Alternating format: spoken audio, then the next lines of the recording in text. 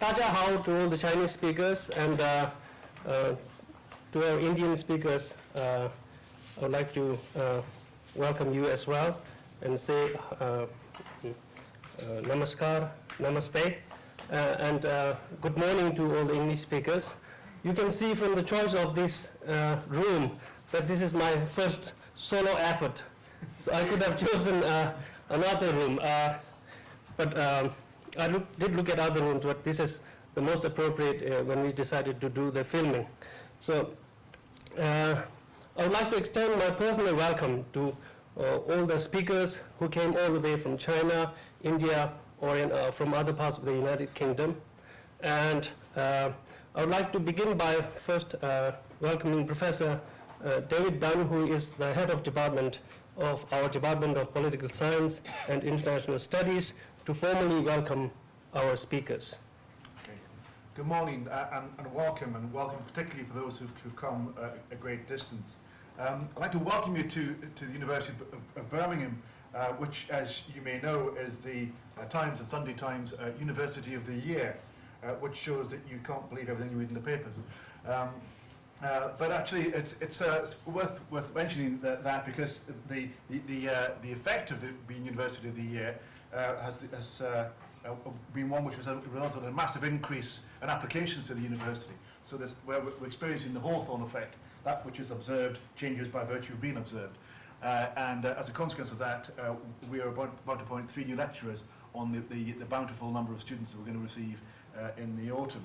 So you're welcome to a university that's expanding both in terms of numbers and, of course, you may notice expanding physically, and that we are investing heavily in new capital in the university. So I apologise for the building site that you've come to, but you'll appreciate that this is an investment in the future, in that we're building a brand new library, digitising out all the collection, building a brand new sports centre with a 50-metre swimming pool, and building more postgraduate study centres for the business school and the postgraduate community more broadly.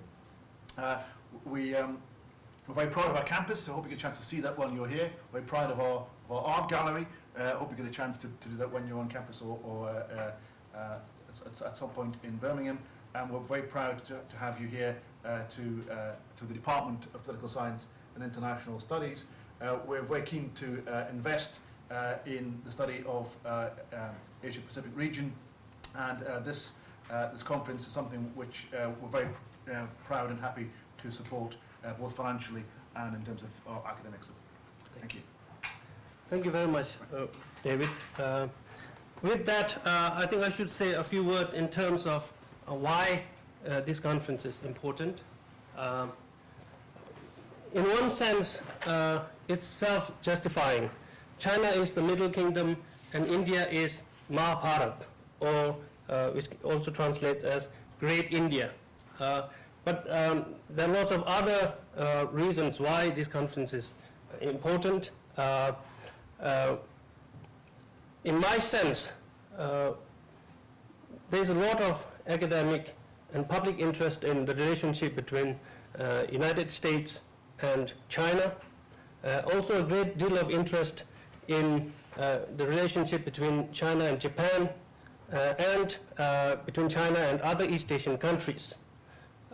Especially in Europe and less so in America, there is some deficit in the interest in the development of Sino-Indian relationship or the Sino-Indian rivalry, which I think will be as consequential as US-China relations or Japan-China relations in the future, because of the size of the nations we are talking about, as well as the self-images of these two civilizational states, the historical relationships of war, conflict, and mistrust, but also because there are a number of issues that bind them together.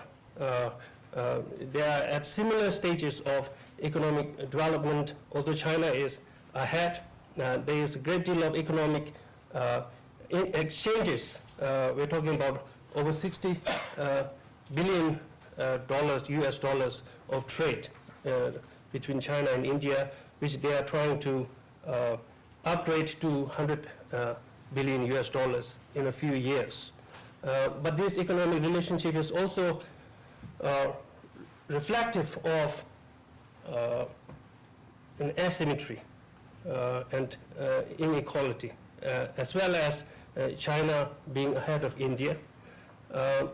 So because of these various issues that both divide and bring them together, China-India relations is complex, even more complex than China-Japan relationship, especially from the perspective of Western countries, because Japan is closely allied to United States.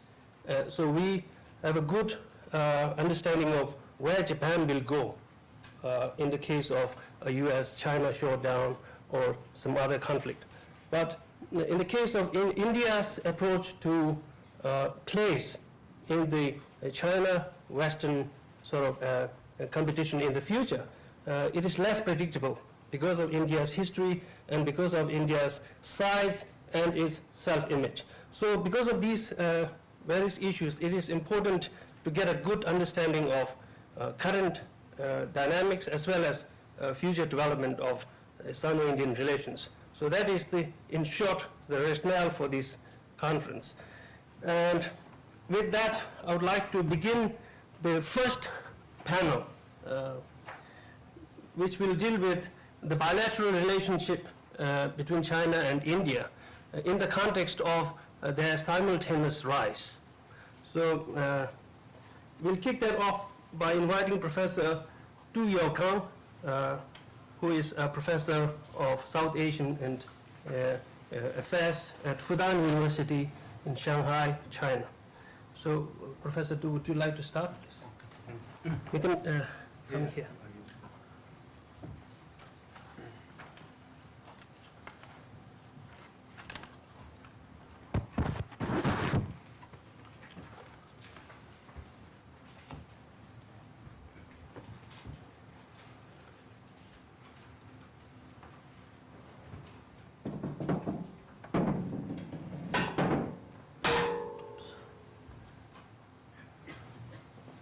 Thank you, Tsering.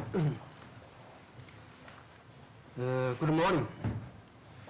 In this session, my topic is about the simultaneous rise of China and India and their bilateral relations.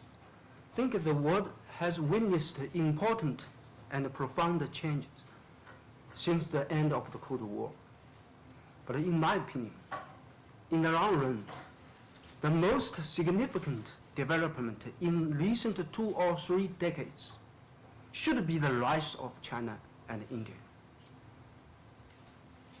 The rise of China and India has brought out not only prosperity and development in Asia, but also a major shift in the center of economic and geopolitical gravity towards the Indo-Pacific region.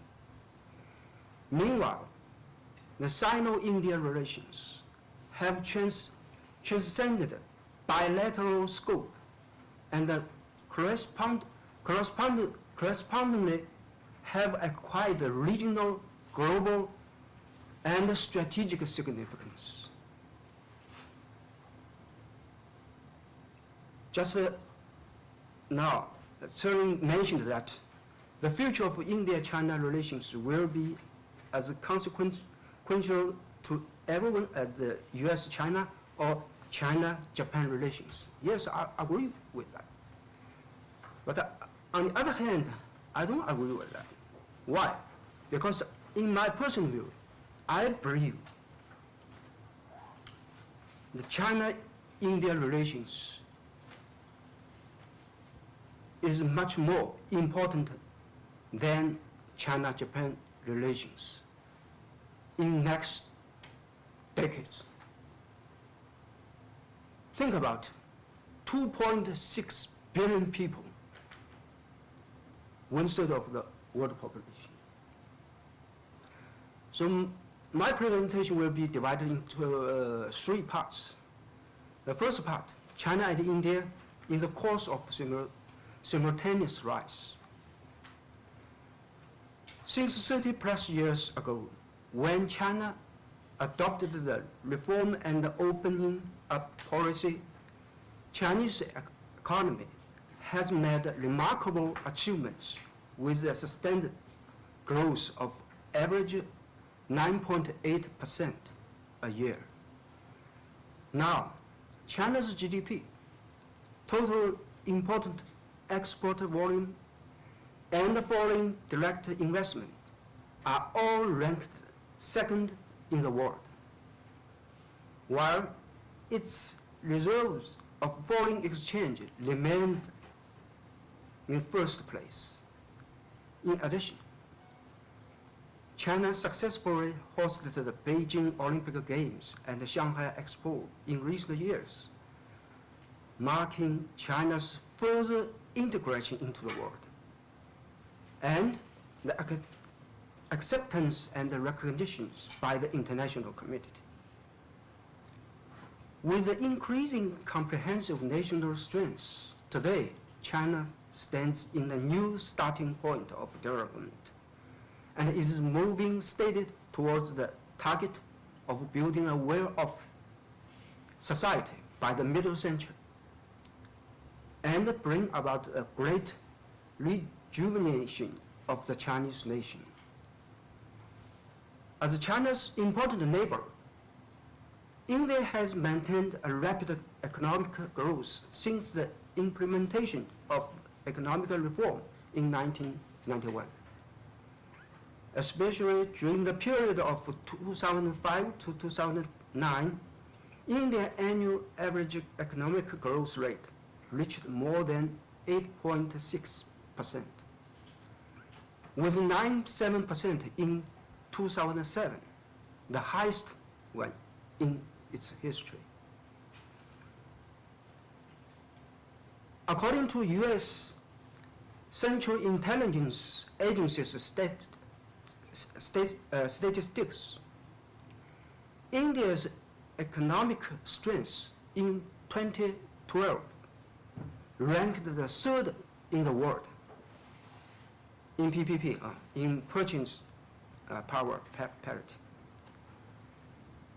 And its military capabilities, scientific and technological strengths are also among the top ones in developing countries. India has declared 21st century the India century. Currently, India is speeding up the pace to be a global power and is stepping up its quest for a permanent seat on the United Nations Security Council. It is indeed one of the most competitive candidates in terms of its comprehensive national strengths, regional influence, and international status. So this part I just briefly mentioned the rise, rise of China and India. They are in the course of rising. Now I move to the second part, the peaceful rise together, the fundamental interests of China and India. After the Cold War, there are some new changes in the theory and method of research of power transition. From mainly focusing on power transition in global level to the ones between powers in regional level.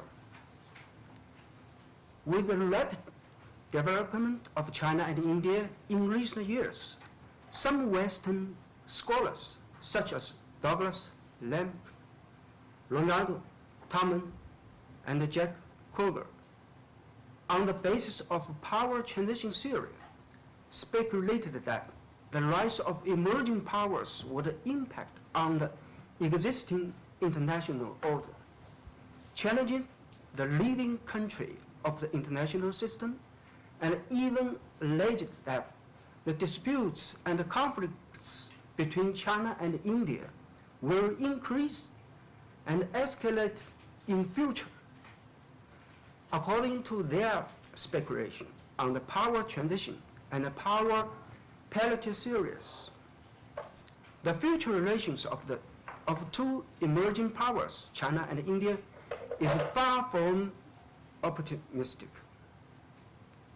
Firstly, they mention that China and India are located in the same region, and in the wake of their national strengths getting close by the middle of this century, the possibilities of disputes and conflicts between them will increase. Secondly, unresolved territorial disputes between the two countries will be the fundamental conditions leading to serious confrontation. Thirdly, by the end of the 21st century, the national strengths of China and India will be quite close, and they will fight for dominance in global and regional power level. These words I just cite in their works and articles. However, on the way to become a big and strong powers, China and India are linked by the fate of history, geography, development opportunities, and challenges. Facing the world multipolarization and economical globalization, China and India have no choice but to coexist peacefully and develop together for their national interests on both sides. My reason is that, firstly, faced with the heavy responsibilities of developing their national economies and improving their people's livelihood, and commitment to the competition of overall national strength among bigger powers, China and India need a secure international environment, especially a peripheral environment of long-term peace and stability. As the former India Prime Minister Manmohan Singh said in his address, at that time he's a Prime Minister, he was a Prime Minister, in his address to the Chinese Academy of Social Science in January 2008, he said, the primary task of India's foreign policy is to create an external environment that is conducive for our rapid development, means India's rapid development. The establishment of peaceful and cooperative relations in our neighborhood is an intrinsic element of our foreign policy. He also said, today, both India and China are in the midst of rapid transformation. The development agenda has taken center stage in both our societies. And we realize that our destinies are linked by geography and history. Both India and China seek tranquility and stability in our immediate neighborhood and extended region. He said these words in 2008 in China. So in this regard, India's new Prime Minister, Modi, share the same point of views. Clearly, peaceful coexistence between China and India results in peace and tranquility of their border areas, and the stability of peripheral areas as well, which will be directly related to the two countries' development process and prospects. Secondly, in the wave of economic globalization, China and India together with other large developing countries are facing the historical opportunity for development. as well as severe challenges that need to be dealt with appropriately, especially under the background of developed countries having huge economic and technological advantages and a dominating international division of production system. China, India, and other emerging countries are relatively behind in economy, management, and technology. With deeper involvement in the economic globalization process, issues come one after another, such as lack of independent innovation capability, shortage of funds for development, overlap of export products and markets, imbalance of economical development among regions, in their own countries, increase of income allotment gap, environment degradations in some areas, tremendous pressures on the society security system, and trade protectionism from developed countries, etc. In addressing the challenges thrown up by globalization in the Western-dominated international system and the difficulties caused by the process of their rise, China and India can only accelerate economic restructuring, actively participating in regional integration process, and promoting the establishment of a just and rational multilateral trade system through not only their not only for their separate efforts, but also by tri or multilateral economic and technological cooperation, so that they can reduce dependence on the developed countries for capital and technology and jointly oppose protectionism, thus converting the relevant challenges into opportunities for their development. Further, as two emerging powers and neighbors with important international influence, Chinese and Indian politicians with strategic vision are very clear that the world multipolarization trend continues to develop. So many countries with potential to become global players are not limited to China or India. If discords, not to mention the conflicts, is unceasing between the two countries, it can only waste their limited resources and slow the process of their rise, while other major powers might make use of the situation for their profit.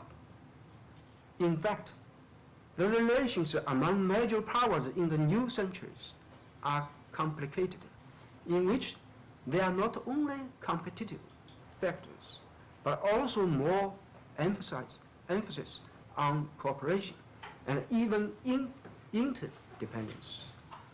Moreover, the conflicts between two Asian giants is bound to hurt the interests of their neighboring countries and impair the progress of regional integration in Asia, thus harming the environment for their own development. Fourthly, strengthening economic and trade relations, technical cooperation, and mutual investment may give full play to geographic proximity and the complementary advantages of the two countries, and also achieve mutual benefits results, which is helpful to reduce their dependence on the developed countries in the aspects of market technology, and investment.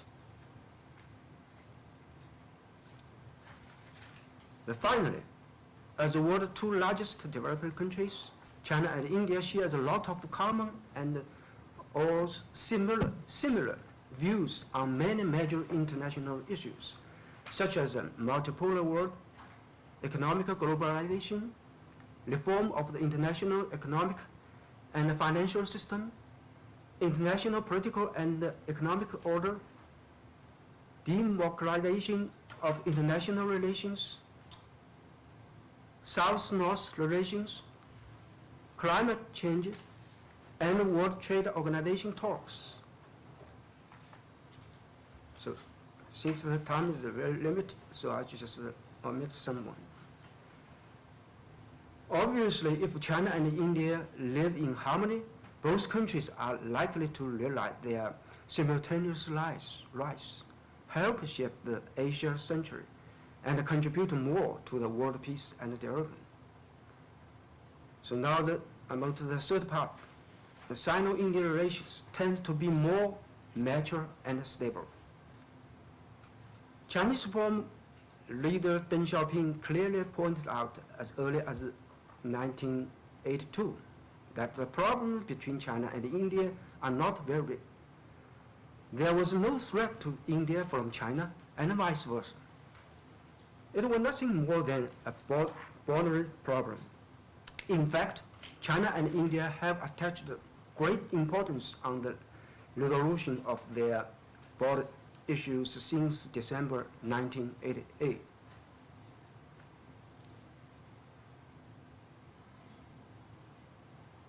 In June 2003, both governments agreed to appoint their special representatives to explore the framework for settling the border issues.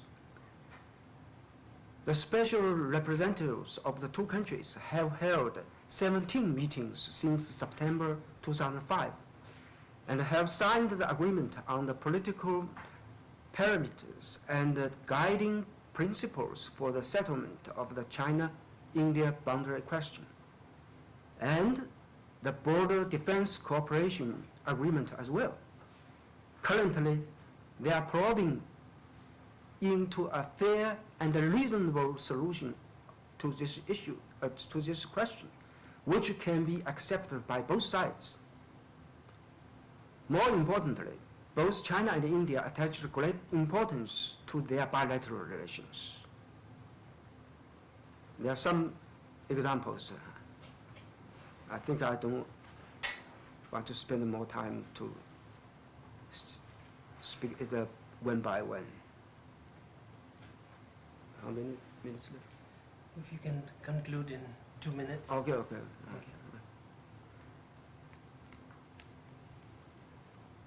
Naturally, there are still some differences and disputes to be resolved between China and India, which include not only border disputes left over by history, but also some competitions in energy, resources, and markets, etc., during their rising. However, it's encouraging to see that the leaders of China and India have repeatedly stressed that China and India are not a threat to each other. Both parties are partners rather than adversaries, and the development of two countries have increased the opportunities for mutual benefit and cooperation. In addition, the two countries are strengthening communication and understanding, increasing mutual trust and respecting each other's core interests through a variety of bilateral cooperation mechanisms, such as strategic dialogue, foreign policy consultation, anti-terrorism talks, defense and security consultations, and financial dialogues.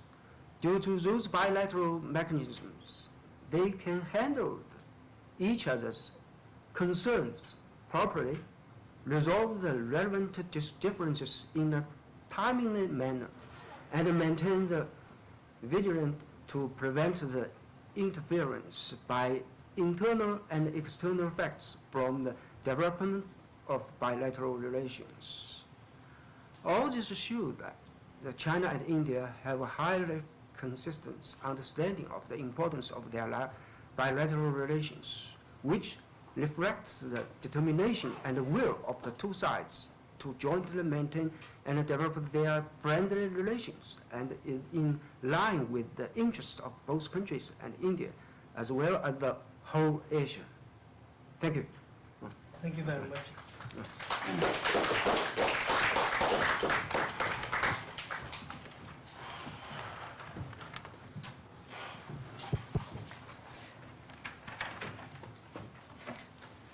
Next, I would like to invite Professor Madhu Bhalla from Delhi University, who will speak about India-China relations, the return of the sub-region. Thank you.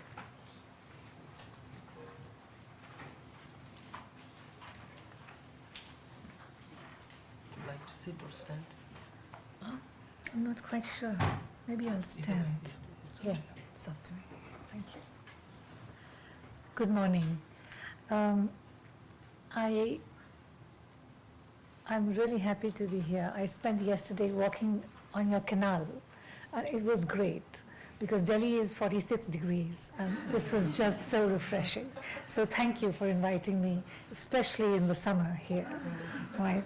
I was complaining earlier that the journey is too long, we need to teleconference, but then I remembered the walk, and I said, no, this was better. Right? So thank you for inviting me here. I'm very happy to be here, and I really very much enjoyed listening to Professor Thu's talk just now. But what I'm going to do is I'm going to refute every part of it. So, bear with me. But I hope this will be a conversation. My basic argument in what I'm going to say is that for all that China and India talk about the global environment and the need to create a just and fair international economic order, to refashion international regimes to their interests, really the crux of the India-China relationship is in the region of South Asia. And very often, I think the rhetoric about global issues and about larger Indo-Pacific issues tends to escape this very, very important set of concerns that need to be dealt with in South Asia itself. Unless China and India are able to deal with the South Asia, they will actually not be able to build any bigger bridges for cooperation or a consensus on objectives, policy objectives elsewhere. So that's my basic argument in what I'm going to say. My second line of argument is that these issues are intractable at times. We have been living with these issues in South Asia for the last 60 years. Some of these are old issues, some of these are new issues. And the newer issues emerge very often from the older levels of mistrust, apprehension, and anticipation of threat, so that eventually what ends up happening in South Asia is that neither China nor India contribute to each other's security. And South Asia is very, very significant, both for security creation as far as India is concerned, and for security maximization as far as China is concerned. So in South Asia, we have a problem. And it's about time, I think, that we move away from this larger rhetoric about cooperation and actually look at why cooperation does not happen in South Asia. I completely agree with Professor Thu that the significance of the rise of India and China is enormous. It's enormous for the possibility for cooperation, it's enormous for refashioning what is emerging as a new international order, but it's also enormous for the potential for conflict and for divisiveness and divergences as India and China go their ways. It is not, I think, credible for us to accept the line that this is going to be an Asian century. It's logical that this is going to be an Asian century where India and China will just logically come together. There really is no logic to that argument, especially if you look at the level of relationship and the level of divergences in the South Asian region. Therefore, one of the things that we often hear in India-China debates, in roundtable conferences, in discussions and papers that everybody writes, especially when they're somewhat honest, is that there is a huge level of mistrust. There's a mistrust deficit in India-China relations. And very often that mistrust deficit is put down to the way in which the media reports events in India or events in China. And we had the curious, spectacle of Wan Xiaoping actually coming to Delhi and scolding the Indian media for giving bad press to China, holding media responsible. I think, in a sense, Indian leadership has fallen prey to that line of thinking as well. So very often we have strictures or little sort of hand waggings at the Indian media saying, well, you should be more responsible when you report on China. I think really we are looking at the wrong place for what's wrong with our relationship. It's not the way the media responds to what's happening in China, what's happening in India, or what's happening in India-China policies. It actually is what is happening or not happening in India-China policy. The other thing I think that happens is that we are able to escape into this whole framework of dialogues. So we have in the last few years, I think about 20 years, put in place a whole series of mechanisms, dialogue mechanisms, for talks on the border, for talks on the economy, for talks on terrorism, for talks on science and educational exchange.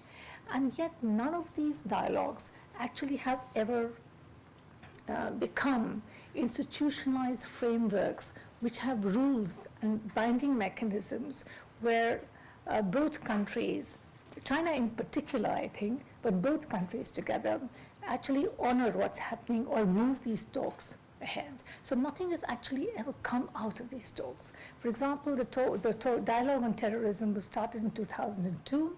It's held about 3 meetings. No, it has held annual meetings, but it actually died a death of its own until the US decided it was going to get out of Afghanistan, and China suddenly woke up and said, we need to revive this dialogue on terrorism. But the dialogue on terrorism is for China about what's happening in Afghanistan, the good Taliban, the bad Taliban. It's not actually about terrorism that comes out of Pakistan, which is India's concern.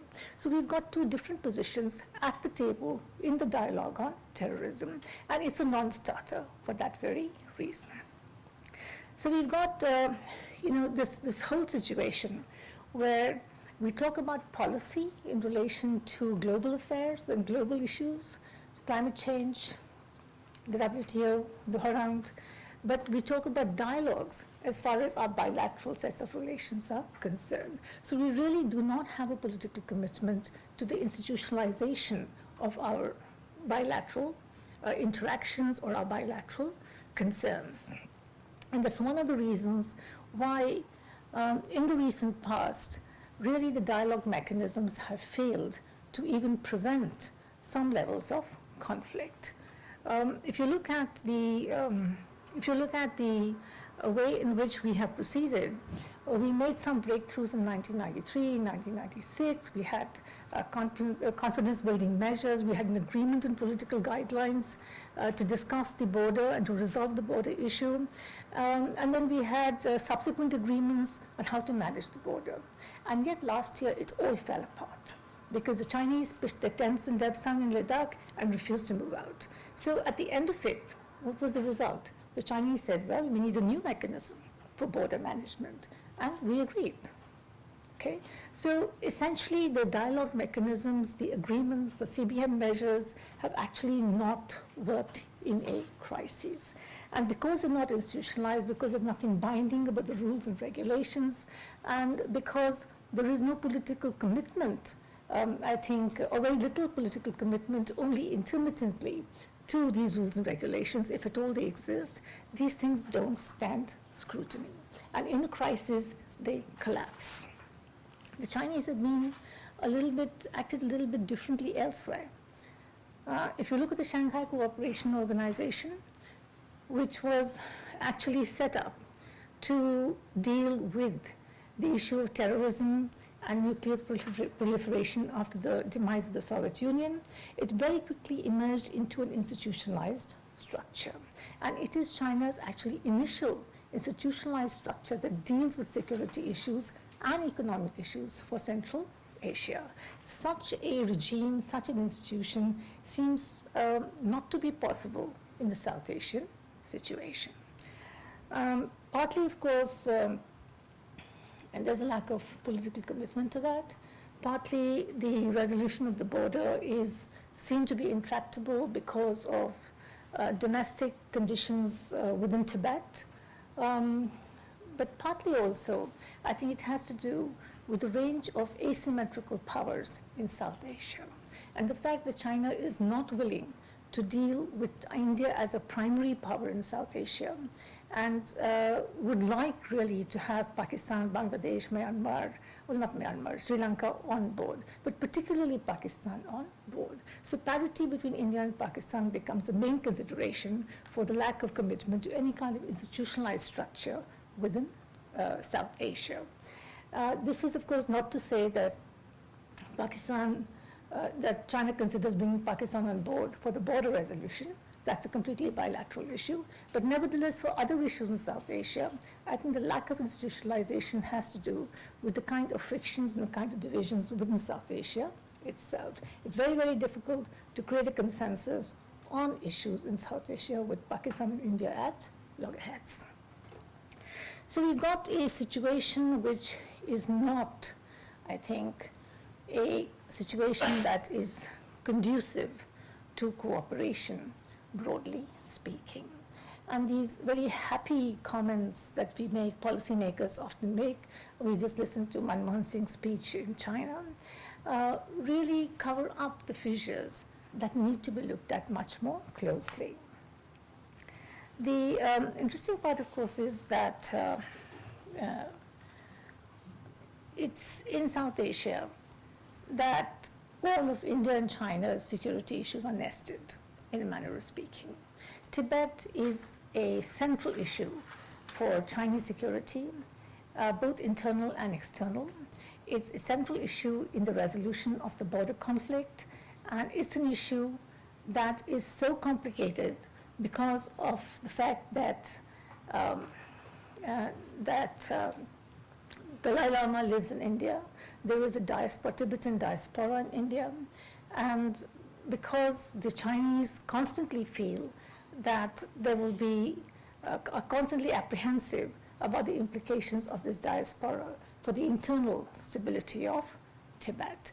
So China's own problems with dealing with the Tibetan issue, the domestic aspect of the Tibetan issue, actually complicate its position on the resolution of the border. Now, this is a responsibility that I think India has to state is not its responsibility.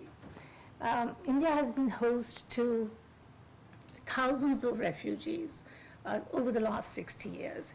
Every time there's been conflict in South Asia, whether it was in Bangladesh, whether it was in Nepal, whether it was in Sri Lanka, whether even if it was in Myanmar, India has actually been home to a very large refugee population. Last year alone, there were over 200,000 refugees in India, the largest in any country which is not part of a war zone. Now this, of course, creates domestic issues in terms of economic stresses. It also creates political problems of instability in India's bordering provinces. But nevertheless, the Dalai Lama and the Tibetan diaspora is one aspect of that larger refugee problem that India faces. This is not something we often talk about.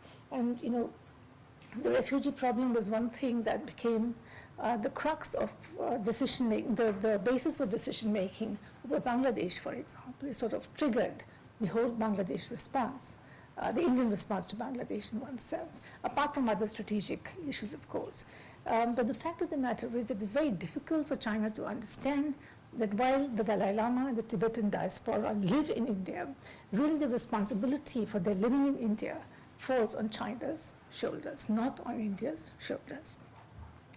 There have been some suggestions in the recent past that India leverage the Dalai Lama's position in India, existence in India, and leverage also the Tibetan diaspora in India to negotiate the border conflict.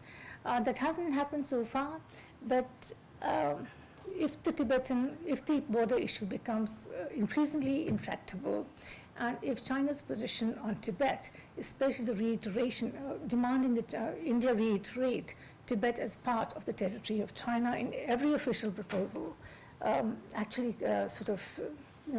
is put on the table, there may be a time when Indian policymakers will be thinking actively about looking at the Tibetan diaspora as leverage. That's not going to be a very good situation for China. So what we are looking at actually is the intractability of the Tibetan issue in the border resolution. And much of the solution for that actually rests on China itself. Recently, there has been an internal debate in China by social scientists, not within the security discourse, that is beginning to look at how to deal with minorities. And I think that discourse has implications for foreign policy.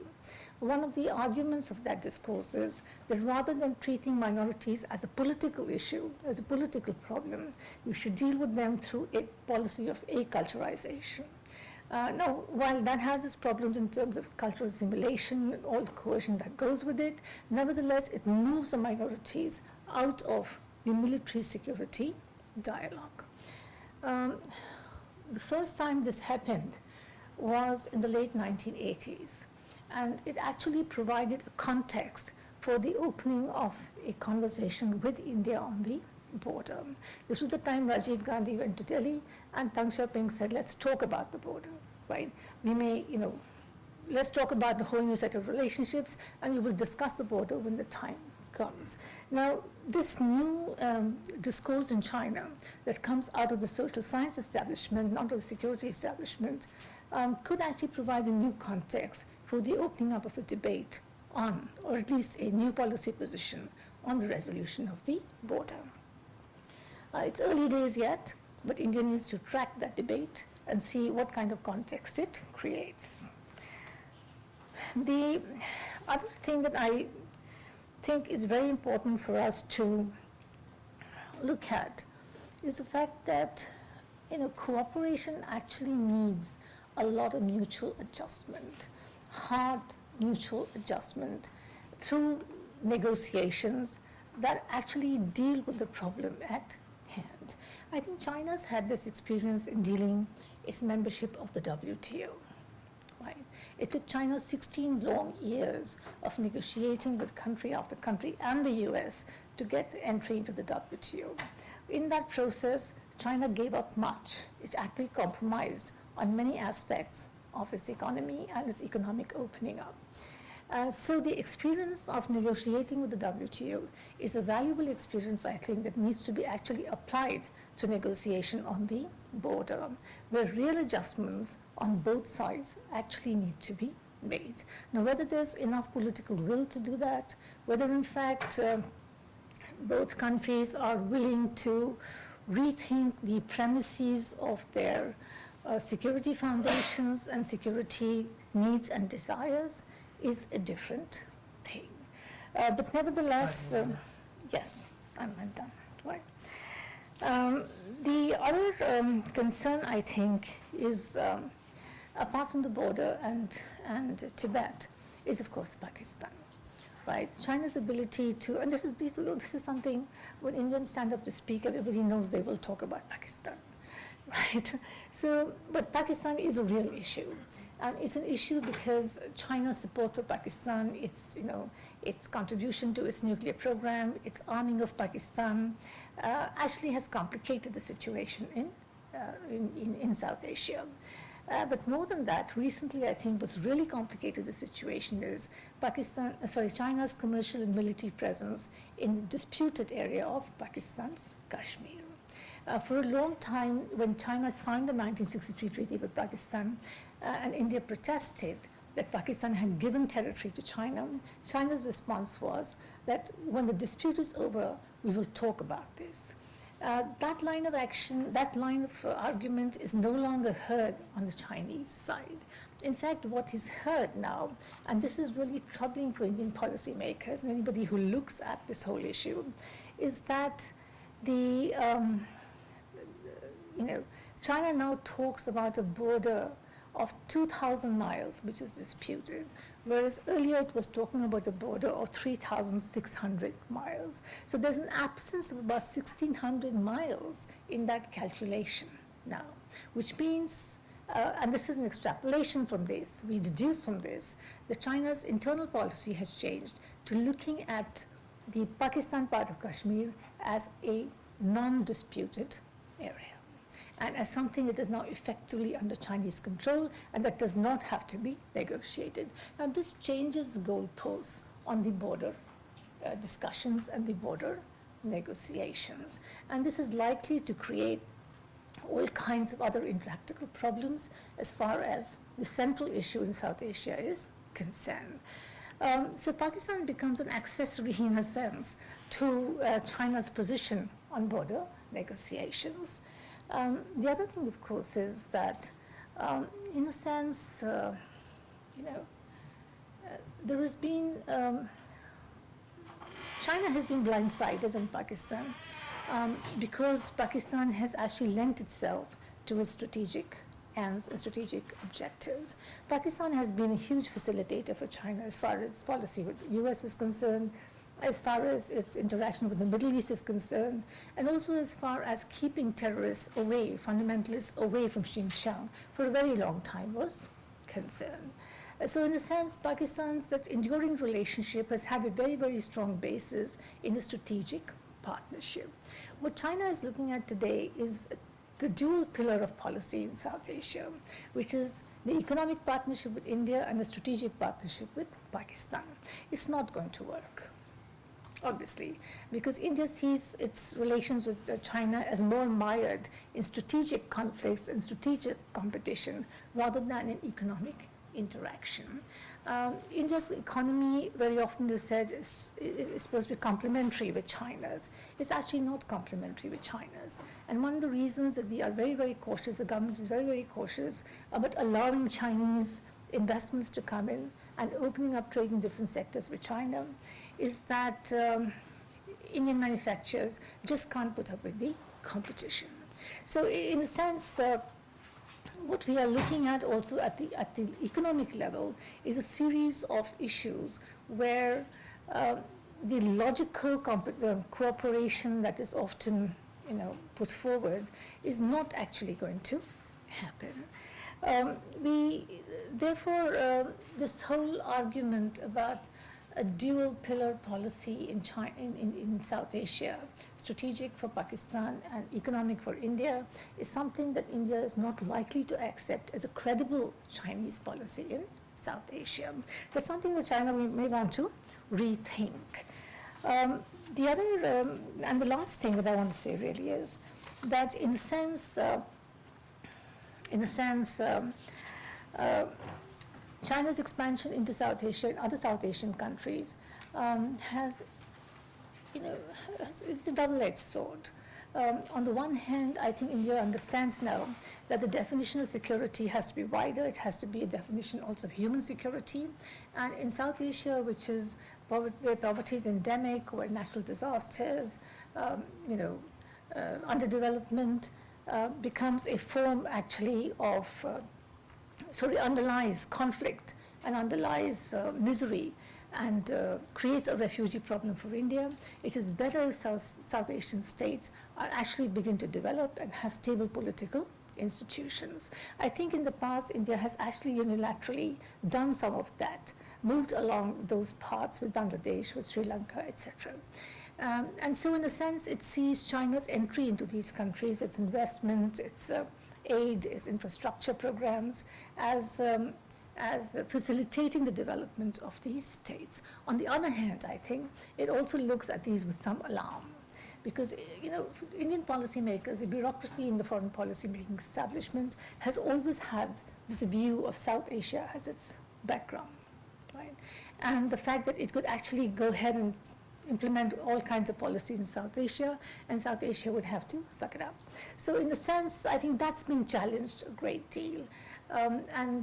That's alarming for Indian policymakers. It's not so alarming, I think, for the Indian public or for people outside the establishment, but nevertheless, for policymakers, it's somewhat alarming. So there is a discourse in India which says, well, China's influence is increasing, what is China going to do?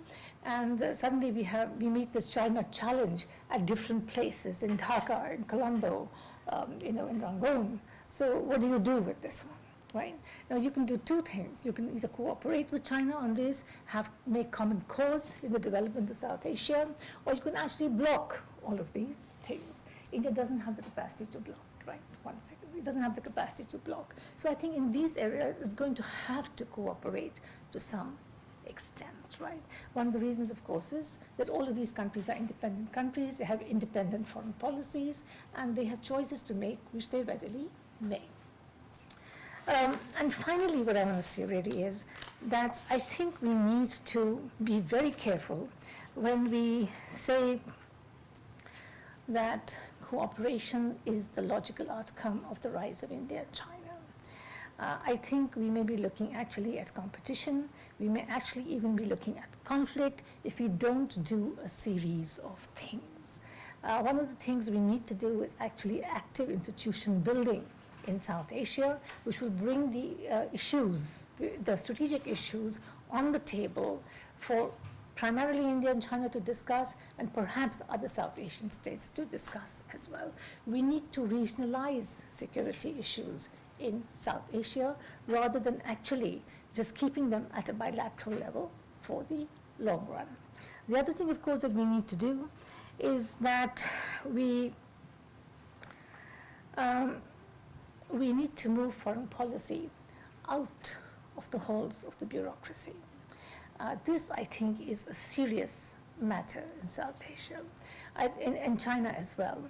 Very often we have these articles in official Chinese journals, where basically there is an effort to explain, things like Tianxia, or harmonious society, or Deng Xiaoping's dictum of keep your head down and bide your time, because it's felt that the world actually interprets them in a nasty way, in a negative way. And so China feels it needs to communicate a great deal better with the rest of the world and with its counterparts or its potential partners or its potential rivals elsewhere. I think this problem of communication has to do with the way in which the bureaucracy articulates foreign policy in these countries. There is less transparency, there is more official speak, and there is very little communication on what is actually moving ahead in dialogues and institutions as solutions to specific problems. Thank you.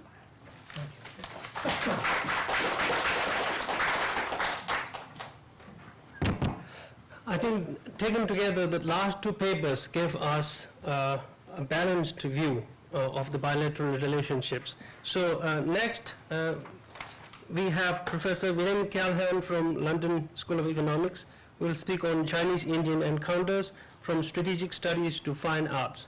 Thank you. Thank you. Thank you for inviting me. Does this mean that I can be unbalanced since we already had two balanced views? The third perspective. The third eye. Let's see. Two really interesting presentations, and I guess that mine, it's good that I came third because I anticipated this and I'm sort of playing off of them in a way. My background is not in China-India relations. My background is in Chinese studies and international relations.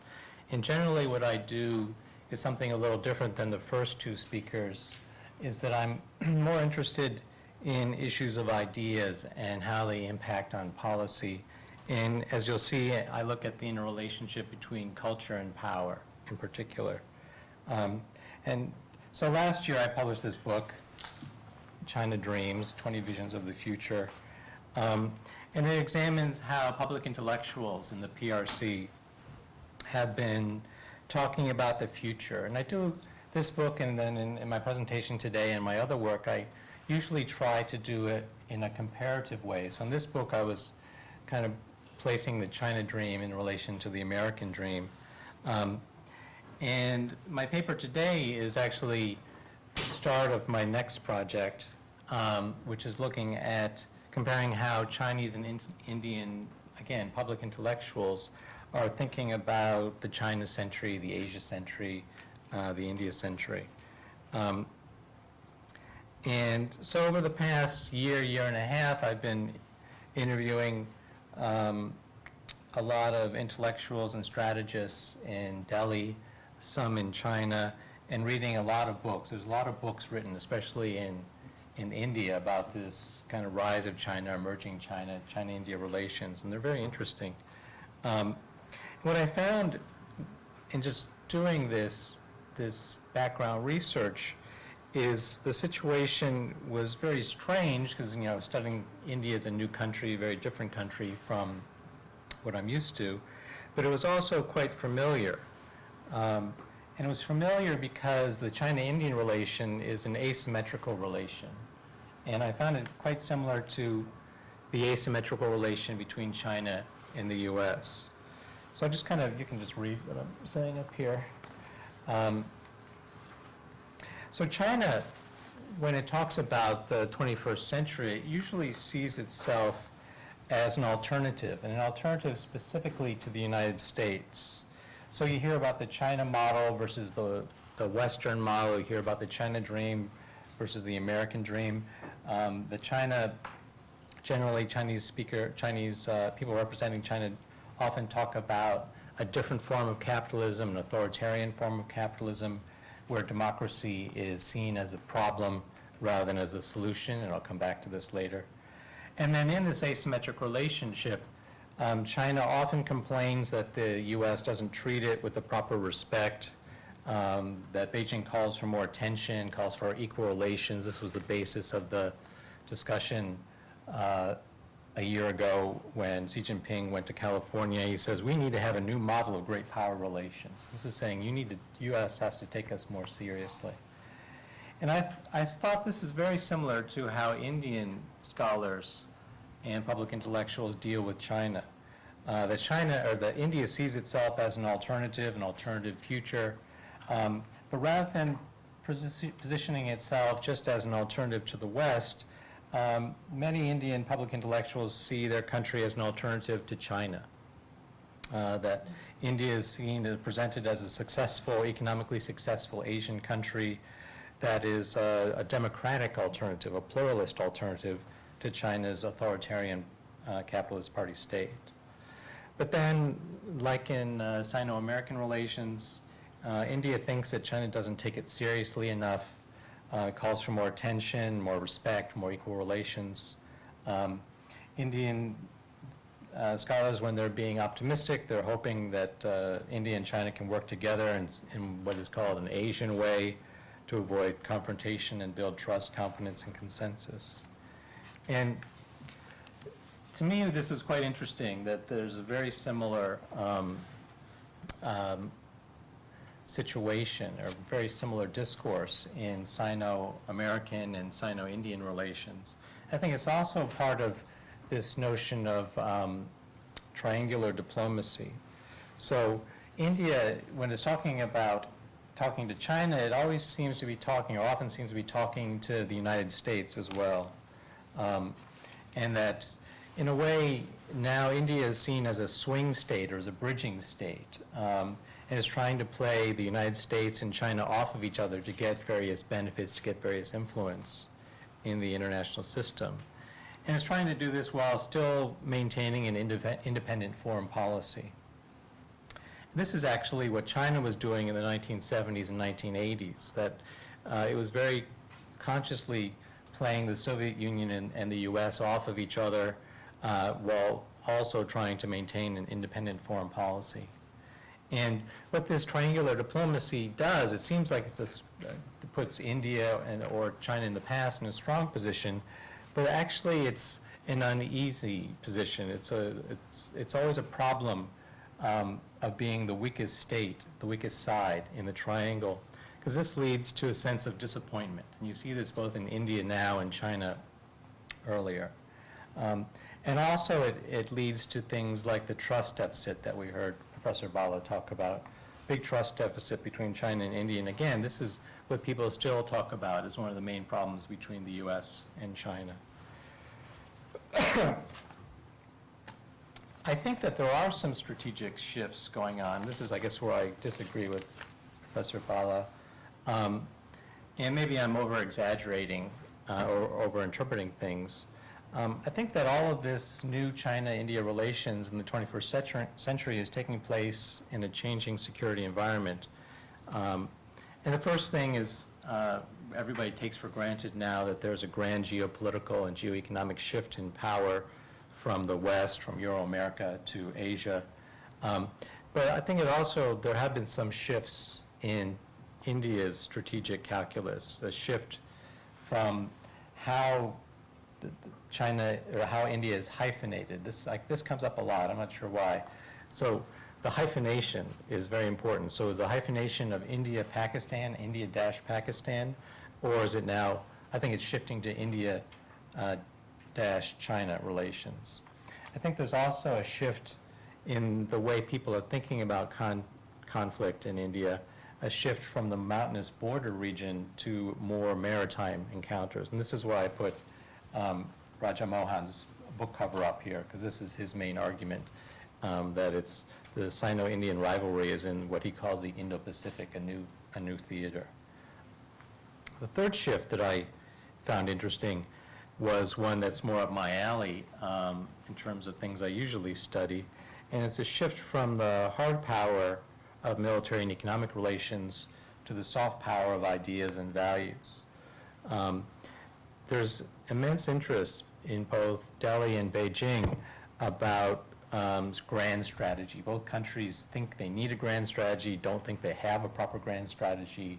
They think that you need to write a white paper, whether it's the non-alignment 2.0 or China's various white papers, but there seems to be still a sense that a grand strategy is needed, especially in India.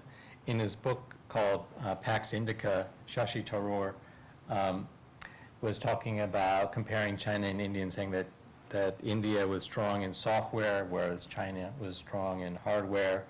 And his objective is to say, India has to tell a better story than China.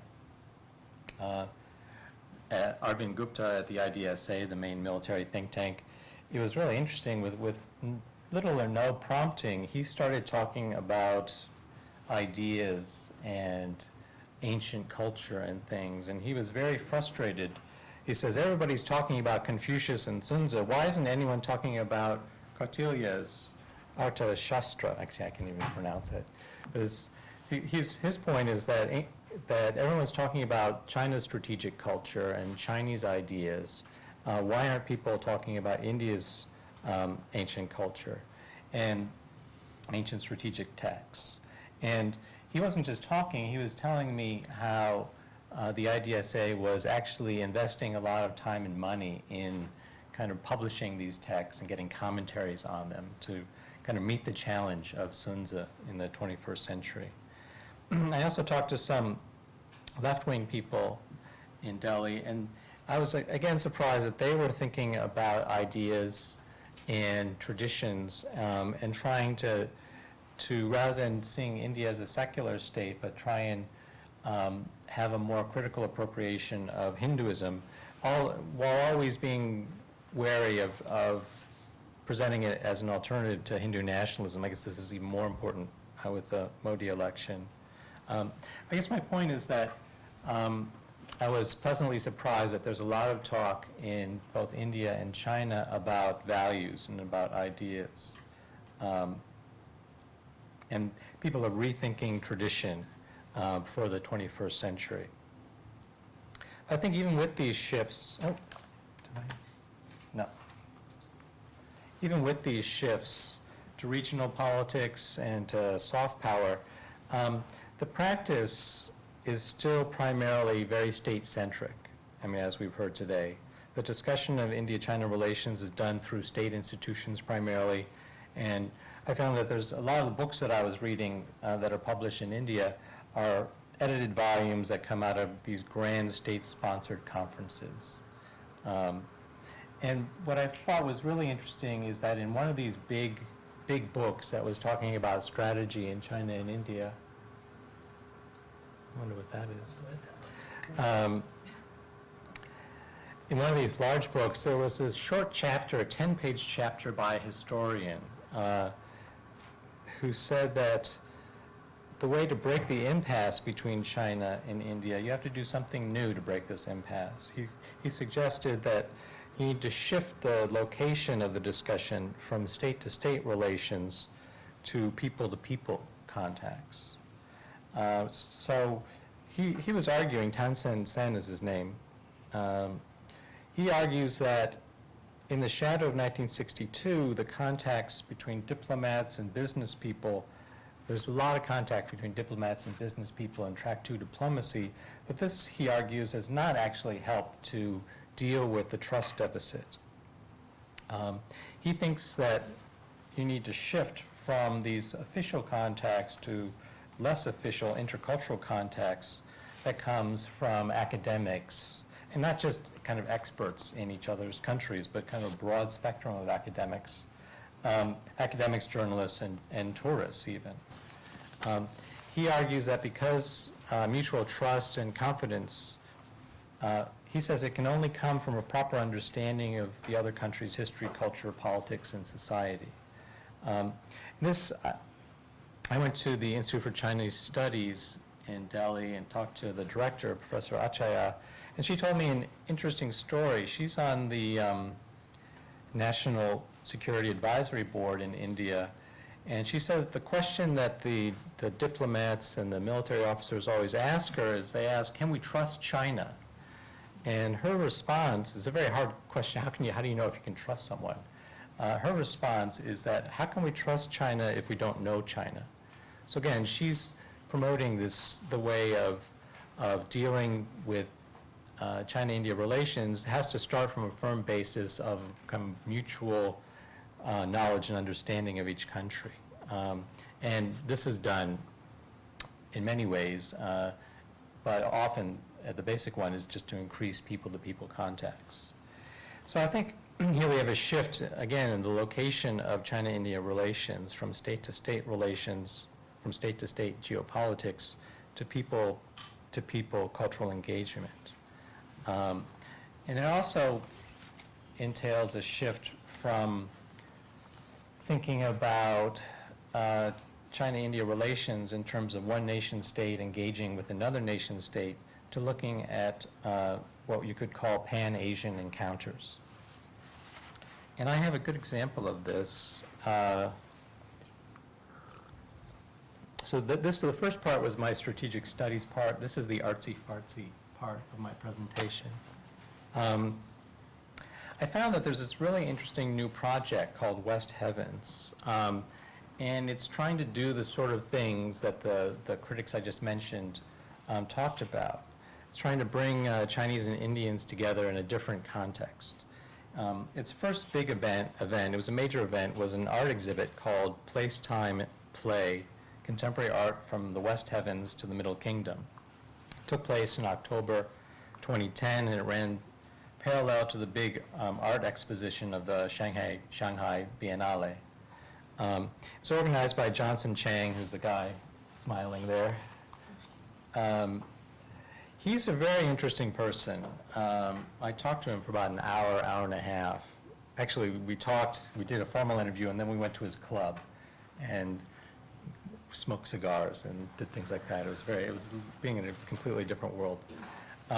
So he's a very influential art dealer. He owns a gallery in Hong Kong, and which has branches in other countries like, or other cities like Shanghai. He's also known as a curator. He's very well known for bringing contemporary Chinese art first to Asia, the rest of Asia, and then basically to the rest of the world. The West Heavens Project, so this art dealer, but he's very thoughtful and intellectual. He is working with a cultural studies professor from Taiwan, Chen Guanxing. And the idea is to think about art as a way of thinking about things in a different way. Professor Chen calls it Asia as method, and I'll talk a little bit about that later. And what was interesting to me, and Johnson Chang told me this quite directly, is that actually China and Japan have a lot more in common, and that the way to think about art and Asia in a different way should actually start from China and Japan, but because of the kind of harsh feelings between both countries now, that's just not possible. So this was very interesting to me, that when we talk about China-India relations, we think that there's a lot of friction, there's a lot of ill will, but you're actually better than China-Japan relations, so maybe you can take some solace in that. The goal of the West Heavens Project, as I keep saying, is to bring Chinese and Indians together through cultural activities. It was done through an art exhibit, but also through a India-China summit on social theories. They had some social theorists come from India to talk to people in China, and there's also some film festivals going on in both countries. It's been quite successful. It's an ongoing and expanding project. It actually won an award as the best project of the year by an art organization last year. And the idea, I mean, there are a couple things that are interesting to me about this. First one is when we talk about intercultural dialogue, we're usually talking about ancient traditions. So in this case, it would be Hinduism and Confucianism representing China and India. And that's actually how the strategists are doing it, going back to ancient texts to find the proper grand strategy. The West Heavens Project is different because it's about contemporary visual art. It's the meeting of modern cultures. They don't compare alternative traditions, but examine two different Asian approaches to modernity. So art is seen here not as something that is pretty, but as something that tells us about how we live our life in the modern age and how we deal with modernity. 5 minutes. 5 more minutes? Okay. The second thing that is interesting about West Heavens is that it's very international, but it's a different kind of internationalism. That usually international means it's mediated by the West. That Chang says that usually Chinese and Indian artists don't meet in China or in India, they meet in London or New York or Geneva. So part of this was to try and kind of not get rid of the West, but to kind of focus on speaking to each other more directly. So he commissioned Indian artists to make art for a Chinese audience, and that was the first time that had been done, according to him.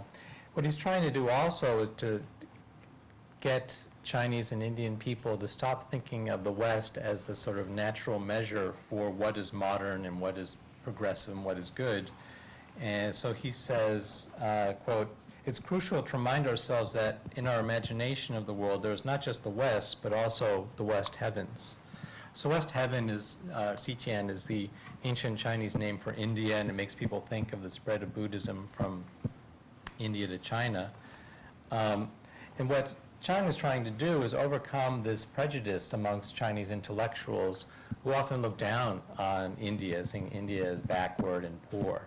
What he's trying to do is reshape the Chinese imagination about India to show that there's lots of exciting things going on there. And most importantly, to see India as a different model for how to deal with modernity, how to deal with capitalism, how to deal with imperialism, how to deal with the 21st century.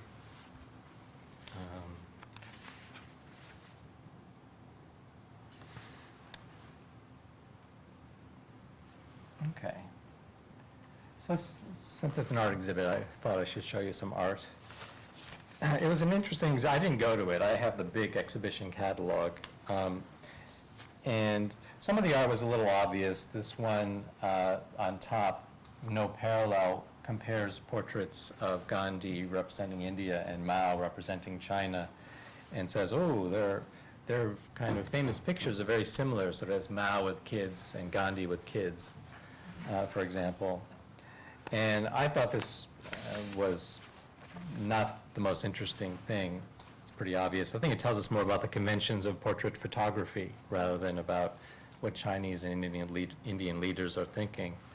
The thing on the bottom was more interesting. Writing Rocinante, it's this Indian guy took a old motorcycle and he rode from Bombay to Shanghai.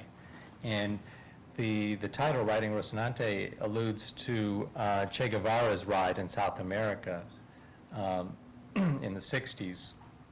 And this motorcycle ride from India to China actually was also referring to the Chinese monk who went to India to get Buddhist texts 1,000 years ago. So it's a very interesting thing. And I like maps, so I put that up there. Oops. The most interesting one to me was this one by a Chinese artist, Chuan Xiong, called Cubic Globe. He has 5 globes, actually. And what he's trying to do is play with ideas. He's alluding to ancient Chinese understandings of the cosmos, because in ancient China, heaven was round and the earth is square. So that's why the globe is square or cubic. But he says he's suggesting a subversion of contemporary geopolitics. I'm not sure how. But he's talking about margins, centers and margins. What was interesting to me is that I looked in the catalog and I looked online at various reviews of the exhibit, and none of them show pictures of China and India on his globe. I don't know whether he didn't do it, but that's, that'll be an interesting thing for me to see. So I'll just conclude. 2 interesting issues came up as I was doing this research. One is how do you form a community? How do you construct an identity? Is it an Asian or a Pan-Asian or an inter-Asian identity? I mean, generally, I see a familiar pattern going on here where a community is formed not just by looking to shared experience and shared values, but by excluding a shared other. So what I was looking for is which other, which enemy is being excluded in building this Asian community. In the strategic text, Indian identity is generally built in national space by seeing China as the problem, as the other. And then it presents India as an alternative center for Asia. Chinese strategists are doing similar things to sideline India. There was actually an interesting episode at the West Heavens exhibit so a lot of this art was coming from India and had to go through customs, and Shanghai's customs officials held it up for a long time, and they delayed a lot of the work that they had to. Some of it was only cleared customs about 12 hours before the exhibit was supposed to open, and then they had to delay the opening. And another exhibit, another set of paintings was caught up in geopolitics and was censored. So you remember what was going on in October 2010. The Nobel Peace Prize Committee had just announced that Liu Xiaobo would get the Peace Prize, and the exhibit's kind of opening at the same time as this. This was a big issue in China. I was in China, actually. I was in Shanghai at that time. And what happened is the Shanghai customs officials censored an artwork that was about reworking the UN Universal Declaration on Human Rights, kind of playing with it in different languages and things. In the end, they only allowed the Hindi and Sanskrit versions, but not the Chinese version. In visual art, I found that inter-Asia, or this Asian community, was formed mostly against the West, kind of Western modernity in particular. That India and China build a community that criticizes modernity as westernization. And I saw this also in recent novels by Amitav Ghosh, very famous novelist. He's saying similar things in his recent novels because they're mostly about the Opium War. And so what he does is, in the novels, he acknowledges how Indians were involved in the opium trade, but he's much more critical of Westerners, and particularly the British. What he's doing there quite deliberately is he's building bridges between India and China by excluding something, by excluding the West in this case. The second issue, and then I'm almost done. Second issue, which is probably more important, is the kind of new method being used, the people-to-people or P2P method. I think that West Heavens is really an interesting project because it's providing a genuinely new method for India-China encounters that's trying to change the contemporary relationship between the two countries. The event was organized outside of official government exchange programs, and it was in private museums and galleries, which was a very new thing in Shanghai at the time. It combined art and activism, as I mentioned. There was a India-China summit on social theory where some of the top Indian social theorists went to China to give lectures. Their work was translated and published in Chinese. It was, a pretty big impact academically. The Shanghai customs episode, though, shows how even people-to-people relations have to deal with the vagaries of the state. You can't get away from the state-to-state relations, especially through things like customs and immigration. I think it was also, the customs episode was indicative of an enduring friction between Chinese and Indian views of the future. That if we follow the argument that the kind of key site of the relationship is no longer in the territorial borderlands, but it's between ideas and concepts, then it's interesting to see how ideas like democracy keep coming up as topics of discussion. In China, democracy is seen as the problem of the Western model. One of Professor Du's colleagues at Fudan University, Zhang Weiwei, has published a book called China Shock, Zhongguo Zhenhan, and translated in English as The China Wave, where he says that democracy is a Western model and India is a failure because it's following the Western model. It's a very common thing. I was going to bring a picture on the cover of his book. So, of course, China Wave, they have a wave, but the wave is engulfing to a map. And the map is totally constructed because the map is, on the left-hand side is Great Britain, and on the right-hand side is India. So this is what China, the China wave is going to kind of overwhelm. But I guess we can't hold Professor Zhang responsible for that. That's just somebody in Singapore having fun. I guess my point is that it's common in China to criticize non-Western countries like India in very specific ways. They criticize them for being democratic and therefore un-Asian somehow. Indian strategists and artists, on the other hand, I found generally went out of their way to talk about democracy as something that they value, something that they're working on, but not as a Western thing, but as an Indian thing, as a post-colonial Indian value. I think that this is kind of shows that there's still some frictions, even between intellectuals in China and India who were really trying hard to get along, trying hard to have a new conversation. They still run up to very different views of the future, but I'll stop there.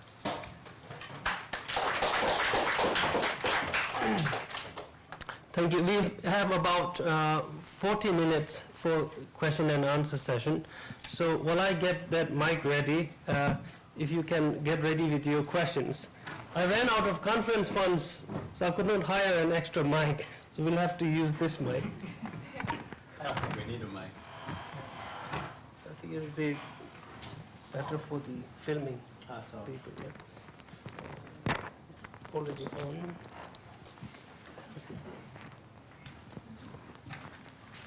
So there's a mic that will come to you. If you raise your hands, please, and maybe introduce yourself before asking the question. And if you can keep your questions or comments as brief as possible. This is Wu Wei from Business School. I'm a doctorate researcher in microfinance. I've got 3 questions to the panel. First one is to Dr. William. You mentioned the communication between China and India in terms of fine art. And why don't you focus a little bit on the movies, on the food, on the fashions that the people will be favored in different contexts? I personally like Indian food quite much, and I like Indian movies as well. And why don't you focus on these things? And then second question for Professor Madhu Bhalla. You mentioned a lot about the mutual relationships between China and India, but I'm thinking of anything that perhaps existing in the mutual relationships that eternally from the third country. For example, in the US, what mentioned in Dr. Williams, or for example, Japan, the Prime Minister just visited India last year, I guess, in terms of military cooperations. I assume this relationship matters in terms of 2 countries in perspective. Could you explain your perspectives on the third country power? And for Dr. Or Professor Du Youkang, could you share your outlooks about the new relationship between China and India with their new leadership? For example, in India, they had a new prime minister this year from the election, and in China we had a new president in 2012. Any changes will be brought since the new leadership? Thank you very much. Would like to go first? Sure. Well, the West Heavens Project does look at films.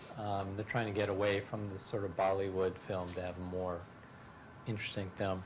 But I guess I don't really understand your question, because it seems odd. I guess when people ask me why I don't study something, my response is, you go ahead, you study that. If you're interested in food and fashion, good luck. What I was doing was not just studying art, I was studying institutions. Professor Bhalla was talking about building institutions.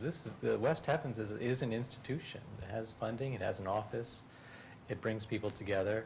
I don't know how long it will last, but it is an alternative way of institutionalizing contact. But thanks, I never thought of it that way.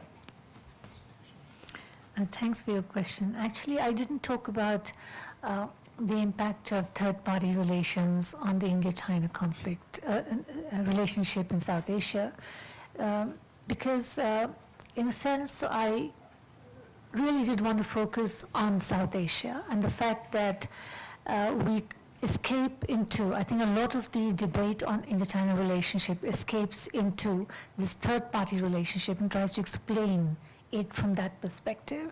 I think it's much more conducive to any long-term cooperation to address the issues within South Asia.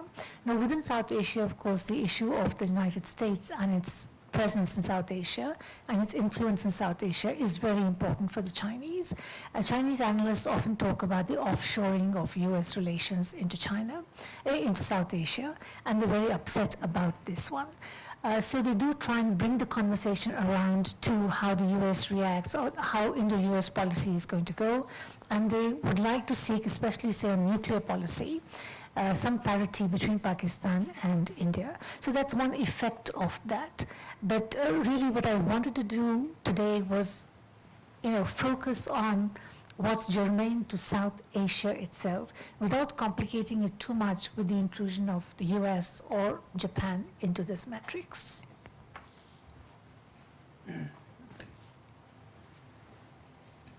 Well, thank you for your question. I think the former India government carried out a very successful China policy. And also I think the Chinese government did the same. I mean, the former Chinese government did the same. So as both the new government get the power now, I think their policy will also based on the national interests, because this one will not change very much. when we talk about the Sino-Indian relations, I appreciate your topic about the similar rise of China and India. Under this context of similar rise of China and India, and also in 21st century. So it's a kind of a new relationship. We should pursue this kind of. So just now, the two professors also talked about their presentations. I found there's something I thought maybe I should say something about that. The first, like the professor mentioned, that China doesn't think India seriously. What is China? How to define the China? Does China really not think India seriously? I don't think so. And also, Professor Bhalla, we are old friends. We met many years ago. And when he mentioned a lot of issues between China and India, but most of them coming from the media, especially Indian media.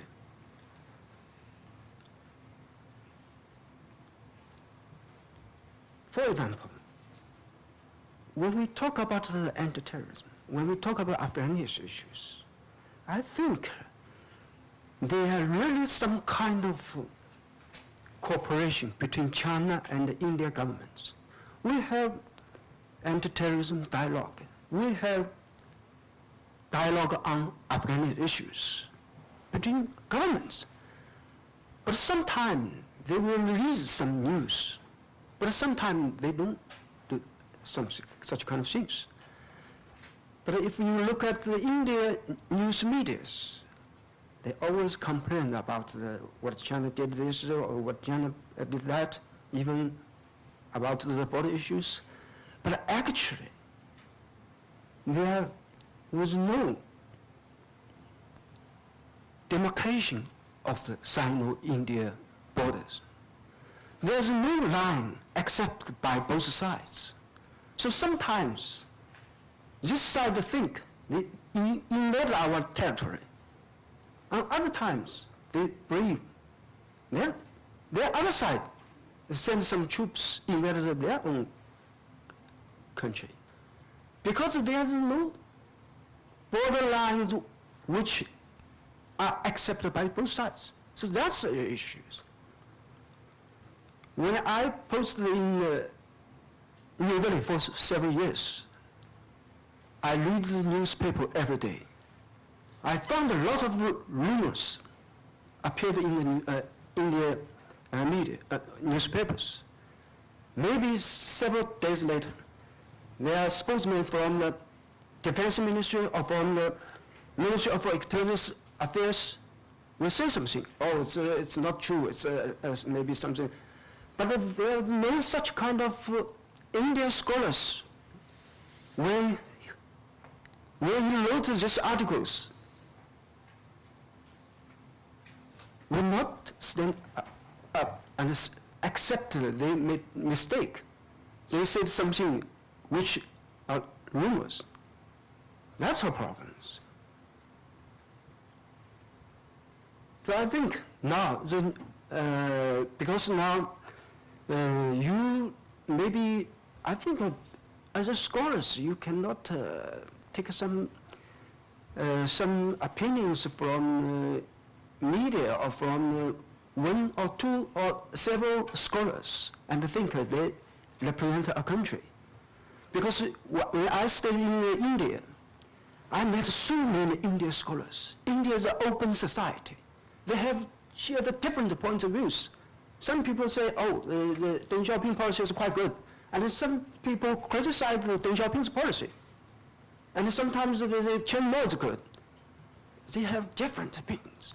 So you cannot say, this one, India says something. I don't believe that.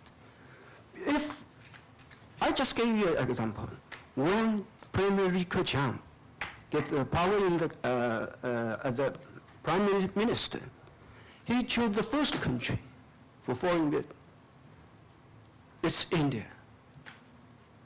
Why you can say that China doesn't think India seriously? I don't believe that. Because if the Chinese scholars who are engaged in India studies, they must pay high attention on India. But if you meet some scholars, they don't do such kind of studies or research works. They just laugh and think, oh, maybe India is still quite backward, or maybe India is quite poor, something like that. Just like some Indian scholars who never visited China. But they think, sometimes they think that, oh, maybe in 5 or 10 years, maybe the Mumbai will become, oh no, Shanghai will become the second Mumbai. They think so much. So we need, just the professor mentioned, people-to-people exchange, points of view, vet with each other, and make such kind of so important relationship to become better and better. Thank you. Would any of the two of you would like to respond, Professor Tu Youkang? Yes, can I just say something about, how China views India, or India in South Asia? And how Chinese scholars views. Yes, how Chinese scholars, view India in South Asia. Thank you for correcting me, right? I recently read a paper by Yang Xiaoping, in which he says this, and this is India's nightmare, actually, he says the growing Chinese economic and military influence within South Asian states has led some Chinese scholars to believe that there is I'm quoting them, that there is potential for dynamic balance if key powers would redefine or rethink their roles in the region, and that the region is neither India-centric nor a region at all. Now, this is India's worst nightmare, that there would be a discourse which actually deconstructs the region completely, fragments the region as a region, and does not see India as central to the region. And one of the things that Narendra Modi did at his inauguration, by inviting all of the SAARC leaders to his inauguration, was actually to dispel this idea. I'm not sure that he read this piece, but certainly I think he was reiterating the idea that India was central to the SAARC countries, to South Asia. So, if you've got views of the kind that I quoted coming through within Chinese scholarship, which are rethinking what South Asia is all about, and rethinking a South Asia without India, I think that constitutes a problem for Indian policymakers. And it constitutes a problem for the way in which India would think about South Asia in the long run. I think that's in a sense, as far as the Ministry of External Affairs is concerned, a very dangerous stand for Chinese, scholars to take, because in a sense it undermines India's entire identity within South Asia and negates what actually identifies India most globally and regionally. I think without South Asia, India does not have an identity outside of the subcontinent. That's a very, very serious issue in terms of the idea of India, if you will, the idea of South Asia, if you will. And when you attack that idea, you're actually attacking the fundamental assumptions about India's place in South Asia and its strengths as a subcontinental state. I guess what I'm saying is that it's not just a question of people-to-people contacts, it's not just a question of the fact that the media fuels rumors. There are significant strategic issues here which actually need to be, positions here that need to be examined. Thank you. Any more questions? Yes, Thank you. My name is Marco Vieira. I'm a senior lecturer here in the Department of Political Science and International Studies. I have two quick questions to Professor Bhalla. The first one is, what do you think are the implications of a change of government in India to the bilateral relations and the issues you just mentioned in your presentation? Do you think improvement or what kind of change, if any, will happen in the coming months and years? And my second question is what I think is very interesting, what you mentioned as one key assumption of your presentation is that the improvement of regional and bilateral relations is a kind of precondition for those two countries to collectively project power globally.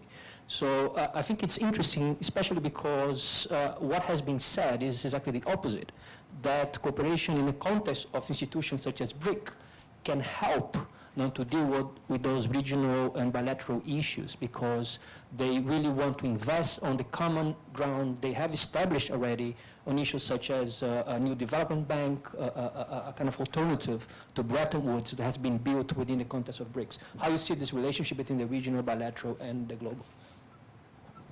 Let me go to another question first. Back. Hi, my name is Len Suzhen. I'm a PhD student from Nottingham University. I have a question to Professor Du. In my point, I think China have adopted a more assertive approach in territorial disputes, no matter what maritime disputes in Diaoyutai or South China Sea. In particular, China's territorial claim on Sino-Indian dispute territory, Indians Arunachal Pradesh, or China's South Tibet. Since 2006, this border dispute emerged as an official statement and in the public domain. And my question is, do you think the U.S.-Indian nuclear cooperation, the improved nuclear military cooperation, is a factor which pushed China to take a more aggressive approach? Thank you. Would you like to go first? Sure. You know, Modi's policy towards China sort of was underlined when Wang Yi came to Delhi recently to meet with the new Indian government, the Chinese State Council. I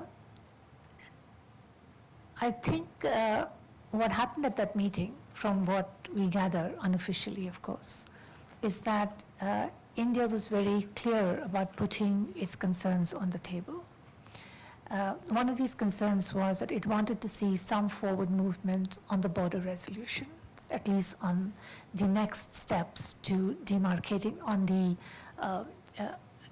the implementation of the guidelines for the border resolution, the political guidelines. Secondly, I think there was a great deal of interchange on economic issues. And here I think that Modi was, and this is what also appeared in the press, was very open to Chinese investment, was very open to, larger interaction on the economic front with China, and especially on infrastructure. The issue here, though, which is going to come up when this is implemented on the ground, is that the Ministry of Home and the Intelligence Services will sound cautionary notes on certain kinds of Chinese industries and their entry into India.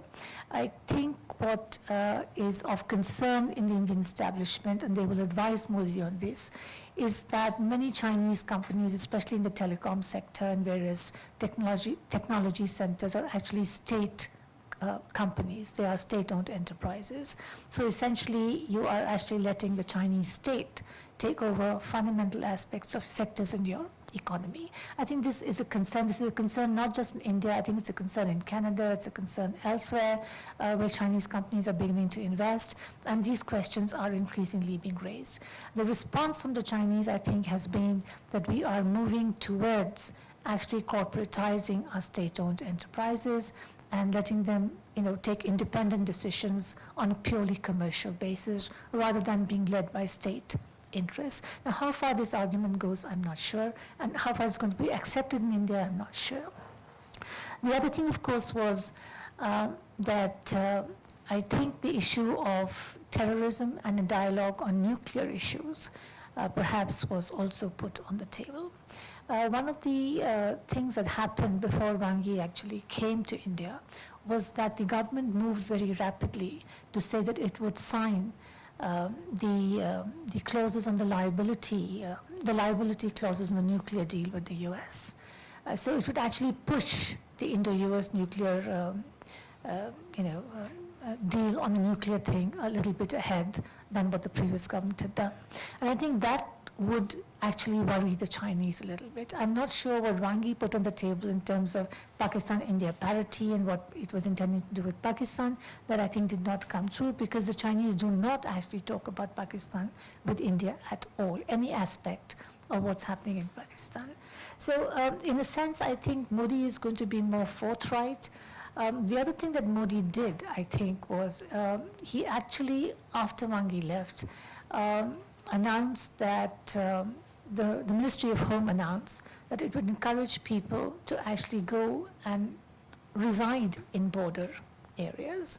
Now, this has been a no-no for a long time in Indian policy, where people have to actually get inner-line permits to go up to the border. So encouraging people to inhabit border areas, move into border areas, also putting forward a plan for moving infrastructure projects on the border into fast gear is something that Modi is doing now. So I think there is an element of dialogue with China. There is also an element of telling China that as an independent state, that we will take independent decisions on our security. That's one thing that I think we can see coming through. Unfortunately, or whatever, for whatever reasons, this was not the line that came through the previous government. But certainly this is going to be the clear line that's coming through with this government. And I think the Chinese will respond, because they would prefer to deal with somebody who talks straight to them and has a clear understanding of what the lay of the land is going to be in that relationship. On bilateral to global, there is a debate on how far we move together in global institutions. For example, when China spoke about refashioning IMF regulations, we found that China actually went only halfway. It put pressure on the IMF to give it more voting rights, but that was about it. It wasn't going to change the rules of the game, okay? With the BRICS Bank, again, what we see is that there is a little bit of a tussle there. China has 41% of rights in the BRICS Bank. The other countries have, I think, 11% or 15%, and I think South Africa has about 5 or 7%. So obviously, China is still going to be the bigger player within that BRICS Development Bank. Now, that's sort of indicative, I think, of the strength of the economies of all these countries, separately. But also, I think it plays into how they will influence China's decisions in terms of how that money is spent and where that money is spent. So I think there is some element of apprehension about how this is going to work out. But on the whole, there is a consensus that this needed to be done, especially in the current global slowdown. That's I think so.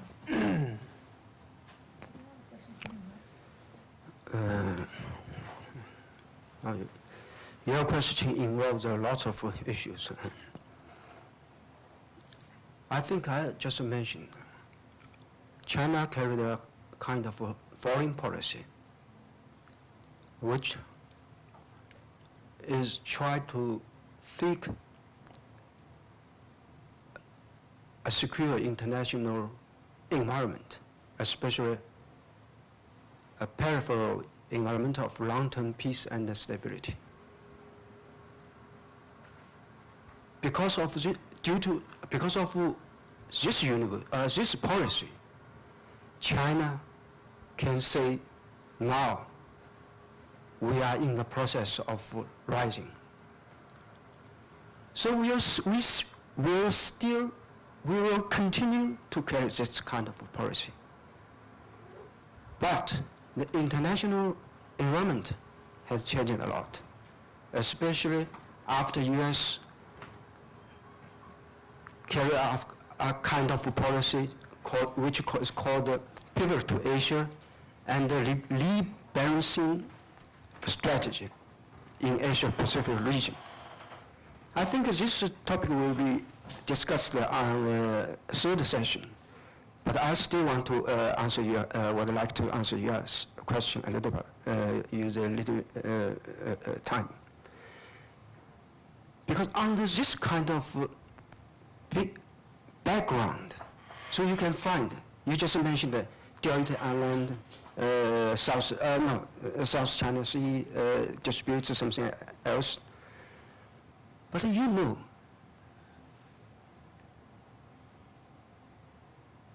the Delta disputes happened largely because of the Japanese government, which so-called bought this island. Because as before, both sides of the government has some agreement. We should put this issue aside. Let's develop our relationship. Let's improve our relationship first. Let's do some cooperation in economic areas first. At that time, both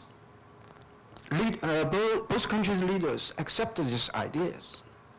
So there's any problem about the Delta Islands. But just as the U.S. carry out the policy which called the pivot to Asia, then the Japanese government suddenly decide to buy this island. That's caused this issue become seriously. So it's not the fault of Chinese government. And if you mention the South China Sea disputes, the same thing. You know, China, I don't want to say something about which kind of just from the Chinese government say, or spokesman say. But if you do some research work on that, China believes this islands, part of China, 7,000 years ago. Professor Do, may I request you to make a quick comment on the Arunachal Pradesh, South Tibet. Okay, I will just know that. We'll pass the mic to Okay. Callahan. Maybe just we have to break off for lunch very soon. If we talk about these issues, I believe, in my personal belief, there is no Tibet issues between China and India, because this issue has been settled in 2003 when India Prime Minister Vajpayee visited China. Okay, very briefly. And other issues? Okay, now let's move Thank to you. Professor Callahan? Oh, a question, yeah. Well, actually, it's that question about Tibet, because, again, I don't really know much about this issue, but Professor Bhalla was talking about explaining the complications of hosting refugees in India, and I think suggesting that China should not take this as that hosting the Tibetan diaspora is some calculated policy to undermine China. I guess my question is a little different, and it's for both of you, is in U.S.-China relations, when people talk at high levels and very geostrategic stuff, people often talk about Taiwan like it's a little piece on a chessboard, and that Chinese strategists often say, oh, well, if you give us Taiwan, then we'll give you something else, as if the U.S., as if it was in Washington's gift to give them Taiwan. And I'm wondering whether the same sort of thing goes on in Sino-Indian relations, about whether China, that somehow Tibet or Tibetan diaspora will be sacrificed somehow in the kind of greater interests of China-India relations, whether it's seen as a chess piece, a pawn. Yeah, there's a related question from Simona, my friend who had to leave earlier, on the same topic, to Professor Bhalla. It says, you mentioned the impact of the Tibetan diaspora in the border issue. Could you expand on how the Indian policymaking could use the Tibetan diaspora as a leverage in negotiations with China? You know, in reply to your question, the Tibetan diaspora and Tibetan refugees issue has already been used by China in Nepal to forge closer Nepalese-Chinese relationships, and also to increase its investment in Nepal. Nepal has a refugees reception center, okay, Tibetan Refugee Reception Center, where the largest number of Tibetan refugees would cross over from land, come to Kathmandu, and then be routed to various other centers in India, including Dharamsala or Bangalore or wherever. Over the last few years, the Chinese have put pressure on the Nepalese authorities to actually push the refugees coming into Nepal back into Tibet, or to arrest them and hand them over to Chinese authorities. The Nepalese have actually done that. So in a sense, the Nepalese diaspora, the Tibetan diaspora and Tibetan refugees become a pawn in terms of the way in which China forges closer relationships or provides larger material gains to asymmetrical powers and to countries in dire need of investment funds. It has not been able to do that with India, but every time a Chinese dignitary comes to India, there is a ban on the collection of, on the presence of Tibetan refugees, either demonstrators or dissenters around that area. So Section 144, which is a section that prevents people from gathering in a public place, is actually imposed in these areas.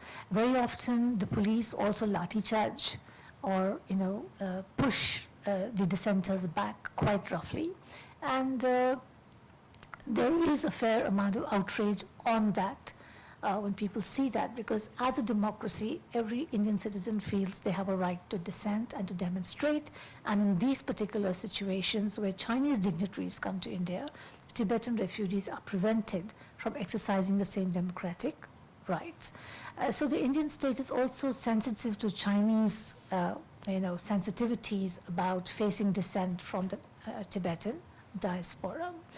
But in terms of how the Indian establishment would use the Tibetan diaspora, I think over the last 2 years, in a think tank called the Vivekananda International Foundation, which is really funded by the RSS, which is a Rashtriya Swayamsevak, whatever, right? The wing of the Janasangh Party, and from where the current NSA has now been appointed to the new Indian government. He was a director of that institute, has held a fair number of meetings on Tibet, has brought out actually a collection of papers on a conference on Tibet, and has hosted the Tibetan Prime Minister in exile very often to present his case on Tibetan policy in exile at the center. Now, this is an institution where the members come from the Indian intelligence establishment, from the Home Ministry, and from high, and retired generals from the Indian Armed Forces. So this has a lot of traction with, I think, the current Indian government, and certainly with the Ministry of Home Affairs in India. And if what has been discussed, I think, at the VIF, with the Vivekananda International Foundation, is something that has gone through as advisories to the new Indian government, I think we will be looking at perhaps not a radical departure, but certainly a great deal more tolerance of the refugee, so the Tibetan government in exile's position as far as that's concerned. That's one element. The other thing, of course, is that I think the Indian public in general also is a little bit tired of the fact that the border has not been resolved, and that the Indian state is pressured every time a Chinese dignitary comes, or Chinese prime minister, or chairperson, or whatever comes, to actually put into the formal declaration or formal pronouncement that it honors the fact that Tibet is a part of the territory of China. The last meeting, I think it was Li Keqiang's visit, the Indian government refused to put that in. I think this is an indication of the fact that it could actually go back on what Professor Du said was Vajpayee's commitment to end the Tibetan issue, because it does see that the Tibetan issue is not over as far as the Chinese are concerned. And if the Tibetan issue is not over as far as the Chinese are concerned, then a reversal to the policy where it stated that Tibet was an autonomous part of the territory of China, that is emphasizing the autonomy of Tibet within China, speaks to its sensitivities to the Tibetan government in exile, as well as to the fact that, you can't cooperate without getting anything in return. There has to be reciprocity in that cooperation with the Chinese. Okay. I'm sure there are many other questions, but we have run out of time, and lunch is ready just outside this hall. I would like to make a quick announcement. One of our speakers, Professor Harsh Pant from King's College London, had to cancel his participation today because of a family accident. So there will be only two presenters in the next panel. So we'll come back at 1 p.m. For the second panel. And I would like to end by thanking Professor Callahan, Professor Bhalla, and Professor Tu Youkang for 3 excellent papers which covered a broad range of traditionalist as well as unconventional or non-traditionalist themes for us today. Thank you very much.